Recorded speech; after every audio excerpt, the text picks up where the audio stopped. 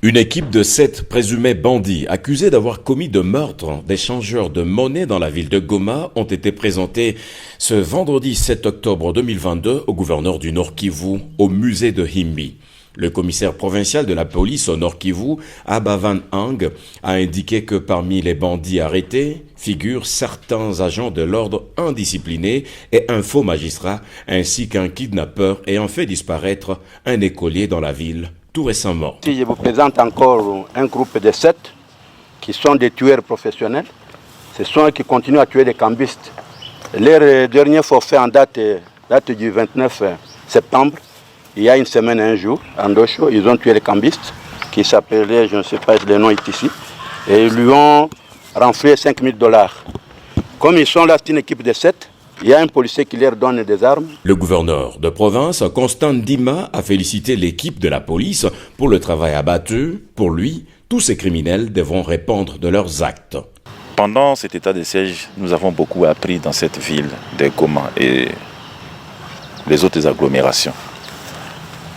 Le pareil méfait, de crimes de sang.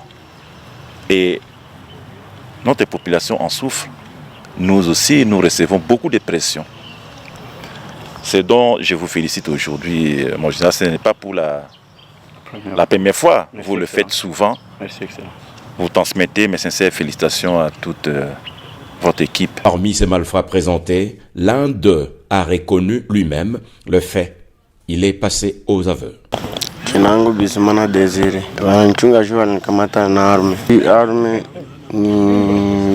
Ni nani piche ni ndio mwenye alitupatiaka. Ekipe yako wewe na ule mwenzako Christophe mshapiga watu 4.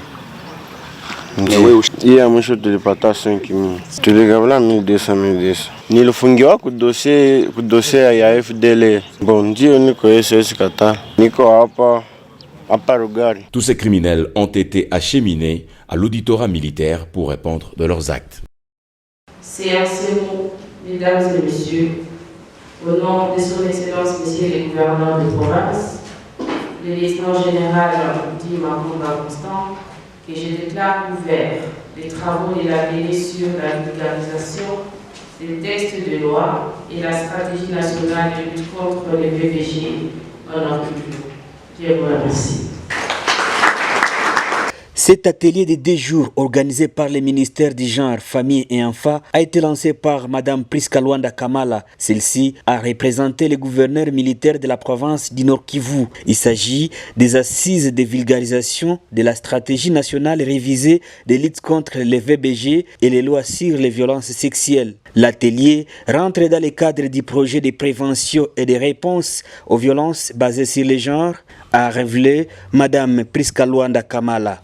Le projet PRVBJ, financé par ses partenaires militaires congolais, fait suite aux autres projets dont la mise en œuvre sur terrain a enregistré des résultats satisfaisants grâce au concours de toutes les femmes et hommes engagés dans cette lutte et qui continuent à porter l'étendard de la promotion de la femme et de la jeune fille.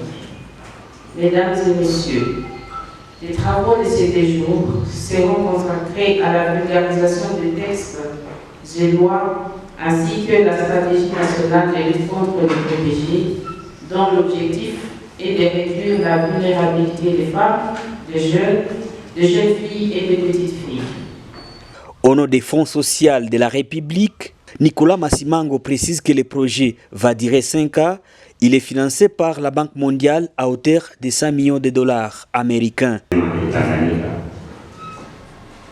Lequel projet a été financé à hauteur de $100 millions pour une durée de 5 ans et qui s'était apporter une réponse holistique sur les questions de violences sexuelles et sexuelles basées sur les genres dans cette province précise. La division provinciale du genre, quant à elle, loue l'initiative du gouvernement dans la lutte contre ces fléaux. Marie Sebagenzi Thérèse. Les acteurs clés dans la lutte contre les violences basées sur les genres seront outillés en fait d'aller restituer la matière dans leur communauté. 4 provinces sont concernées par ces projets. Il s'agit bel et bien de la province du Nord et Sud Kivu, le Maniema et le Tanganyika.